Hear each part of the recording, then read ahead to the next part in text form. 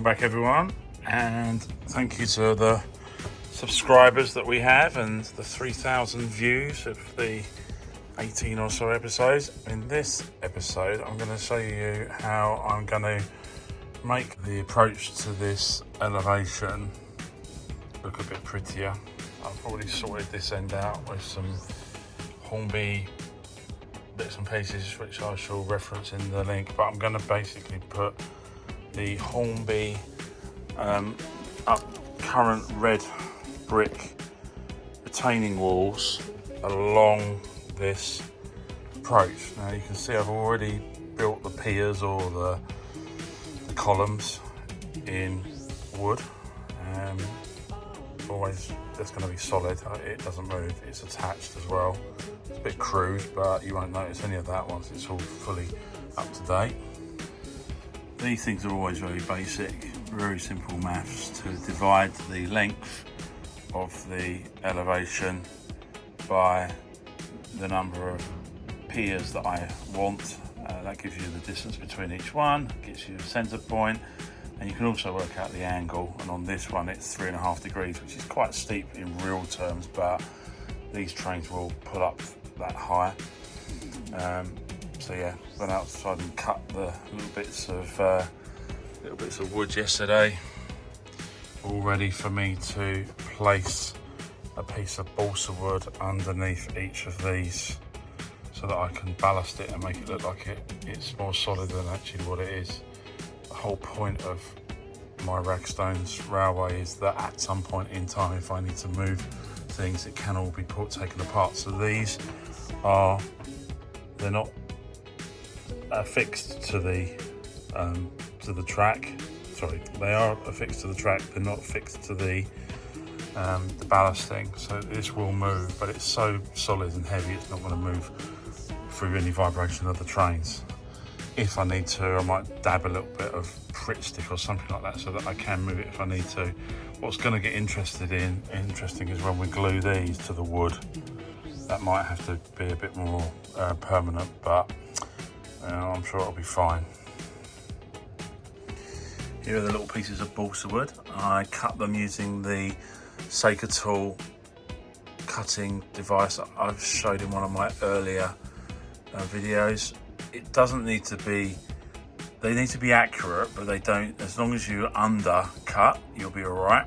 And I'll tidy up the edges as I place the things, but these are going to be hidden, so don't worry too much about that.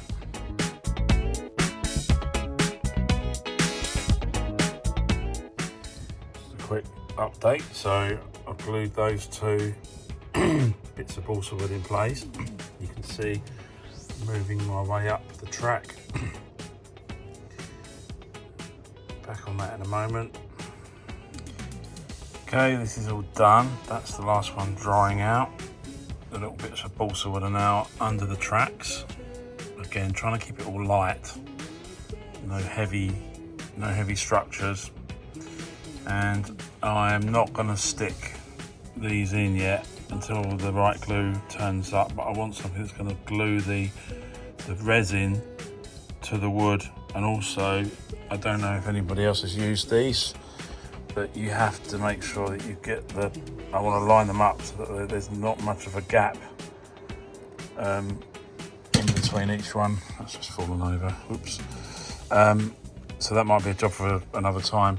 But these elevations that Hornby produce, I mean, I've done that with it out of the box. I've got to finish it properly. I'll probably paint those the columns or the piers. I call them piers, and the fencing and the boards that go along here. But that's not going to take long to do. It's a bit of acrylic paint, and that will bring that to life. So my idea is that the brickwork will finish there, then we go to this steel construction, and I'm going to follow it round all the way across the top of here and then into this junction. And I might have saved myself a lot of work by doing that. Then I'm going to run it all the way along the back there. I'm going to remove this track that's on the wood because it won't need it anymore, and probably bring it across that hole which goes into the bottom of the loft and rejoin it to here. So I think I've found a fairly okay looking solution to what is probably quite a cruddy bit of the track. I mean, you can see there's a big screw holding that up, and there's one under here as well. That will all be sorted, and then yeah, it'll come into the bridge. And I might start to work on this. There's going to be a river here. I haven't worked out how I'm going to do it yet, but that'll be right. And then I'll do the same as I come around here. This will all be properly done. I bought the blue versions of that brickwork to run down here, and it'll make a nice contrast to the coal drop, which is obviously sort of red brick. But yeah, there'll be a nice blue engineered brick descent coming down from this old bridge. And the reason why I keep this old bridge is because it belonged to my granddad in the 60s. So he must have got hold of a decent kit or set of sets. I had loads of it. Unfortunately, it didn't last very long for being in his loft for like 25 years, and a lot of it was broken. But I did pull a few things out that I could save, and I saved that trestle, and I also saved all of these uprights, and I also saved the track, which I gave to the Ashford International Model Railway Exhibition Centre, and they managed to put it all back together again, and it has got a coal drop in it.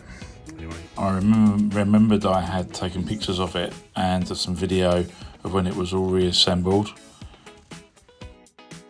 They took the parts that I had, which I had mentioned had been in a loft for like 30-40 years, and added it to the parts that they had made up the set. For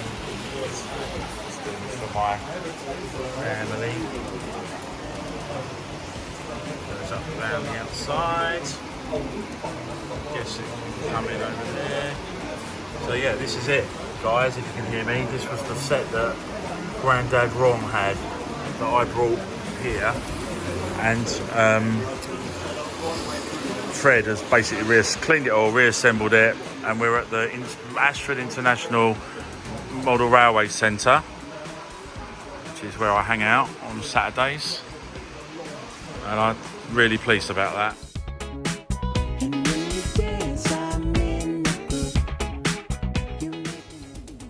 A little bit more of this.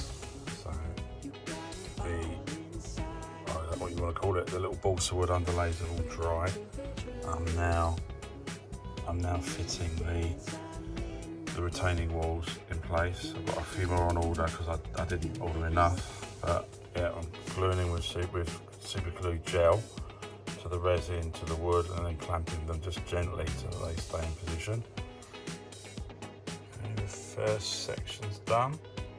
What I am learning is, as I probably knew, the Skaledale stuff is fantastic to look at, but it's what my granddad would have called pie-eyed when it comes to its precise dimensions. And what I mean by that is there's a little bit of warping in the resin. It's not perfect, but once this is weathered and I've applied a bit of ballast, it will look superb, and it will be far better than what was there originally. And so I'm looking forward to getting the last couple of bits and then finishing this off. And the train is quite tight. There's not a lot of clearance in there, but it's right. It's okay. It moves. You'd have to have an oversized wagon or loco.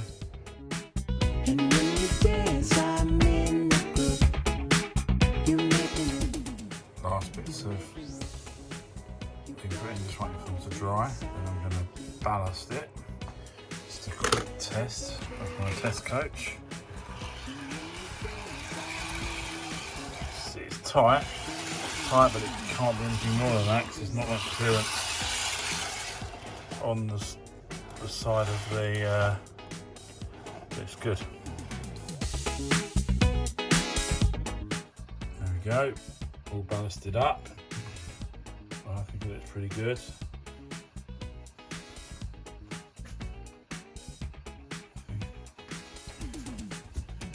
It's certainly better than the plastic elevations that were there before. I like the colour.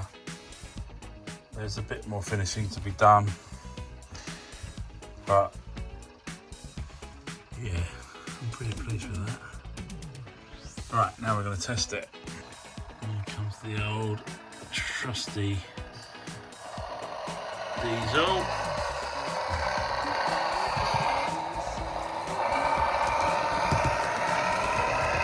First time.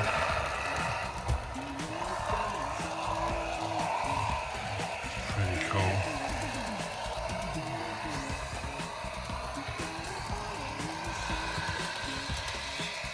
Out from under the town. Slower this time. See how it goes.